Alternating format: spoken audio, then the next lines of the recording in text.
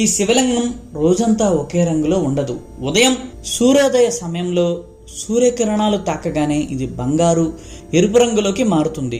మధ్యాహ్నం అయ్యేసరికి కుంకుమ లేదా పసుపు రంగులోకి, సాయంత్రం సూర్యాస్తమయం వేళ బూడిద, నలుపు లేదా కొన్నిసార్లు నీలి రంగులోకి మారుతుంది.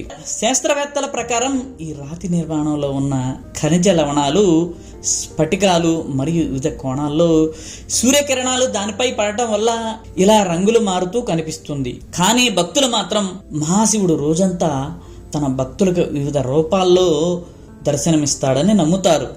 ప్రతి సంవత్సరం అక్టోబర్ లేదా నవంబర్ నెలలో, అంటే శీతాకాల ప్రారంభంలో ఈ ప్రాంతంలో విపరీతంగా మంచు కురిసి మనుషులెవరూ వెళ్లలేని పరిస్థితి ఏర్పడుతుంది. ఆ సమయంలో పరమశివుడు ఇక్కడ ఒక దివ్య సభ నిర్వహిస్తాడని నమ్ముతారు. ఈ సభకు ముక్కోటి దేవతలు, యక్షులు, కిన్నెరులు అందరూ వస్తారు.